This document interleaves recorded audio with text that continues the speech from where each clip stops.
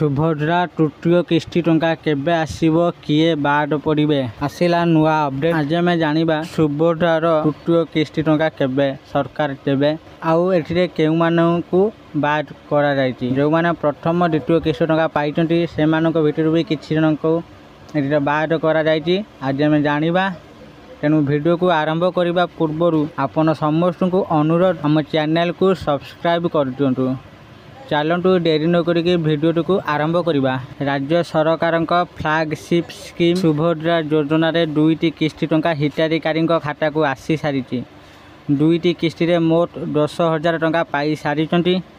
1 कोटी रु अधिक हिताधिकारी समस्त योग्य हिताधिकारी निकट में जेभली भावे सुभद्रा पहुँचब से नहीं योजना को क्रियान्वयन करने को लगातार भावे प्रयास करिसेंति सरकार। एबे तृतीय किस्ती टंका केबे आसीबो केउ माने पाइबे अयोग्य हिताधिकारी सर्वे पर तृतीय किस्ती टंका दिया जिवो। समस्त योग्य हिताधिकारी निकट में सुभद्रा योजना टंका पहुँचाइबा नहीं पूर्व भी घोषणा कर सारी राज्य सरकार। आसंता राखी पूर्णिमा रे मिलिबो सुभद्रा योजना तृतीय किस्ती टंका। जो माने 21 वर्ष हो जाइथिबे से माने भी करि परिबे आवेदन। किंतु एबे सुभद्रा पोर्टाल खोलिबारे समस्या हेउथबा अनेक अभियोग आसुछि। गत मार्च 31 तारिख आवेदन शेष हेबो बोली कुहा जाइथिला किंतु एथिरे परिवर्तन करा जाइथिला। जेउ युवती एबे 21 वर्ष रे पाद देइछन्ति से माने भी आवेदन करि परिबे आउ सुभद्रा किस्ती पाइबे।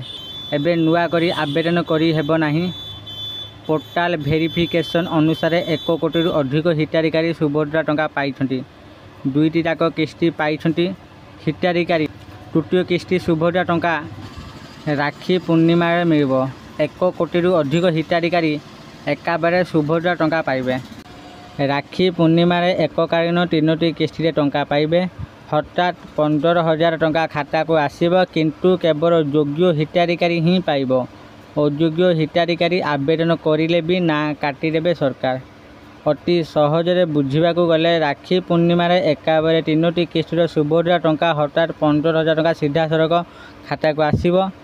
एकाबारे 3टी किस्ती टंका पाइबे हिताधिकारी। एमिति सुविधा घोषणा करिसेंति राज्य सरकार।